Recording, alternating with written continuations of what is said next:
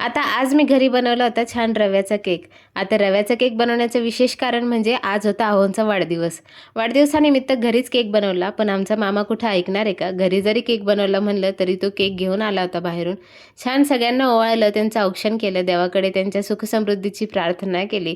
त्यानंतर cake cutting करायला घेतलं. तसं त्यांना केक कटिंग करायला आवडत नाही, आपल्या हिंदू धर्मीय संस्कृतीमध्ये ते अलाऊ नाही आहे, पण तरीसुद्धा दक्षूच्या आवडीसाठी किंवा दक्षूच्या इच्छेसाठी आम्ही छान केक कटिंग केला. दक्षूच्या मामांनी आणलेलं सुद्धा आणि घरी बनवलेलं सुद्धा.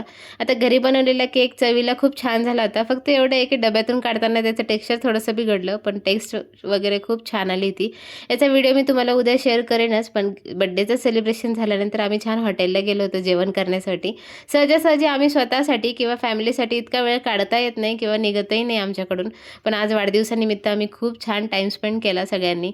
दक्षूच्या आवडीच्या गोष्टी सगळ्या मागवल्या होत्या. त्यानंतर जेवण केलं. त्यांच्यासाठी एकच गोष्ट बोलायची आहे की देवाकडे एवढंच मागणं आहे, तुझ्या चेहऱ्यावरचं हसू नेहमीच असंच राहू दे आणि आपण दोघं असेच कायम एकमेकासोबत राहू दे. वाढदिवसाच्या तुम्हाला खूप साऱ्या शुभेच्छा. हो, आमच्यासाठी जे काही करता ना त्याच्यासाठी तुम्हाला खूप खूप प्रेम.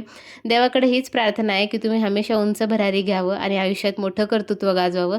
आजचा व्हिडिओ तुम्हाला कसा वाटला? व्हिडिओ आवडल्यास लाईक करायला विसरू नका. तोपर्यंत बाय.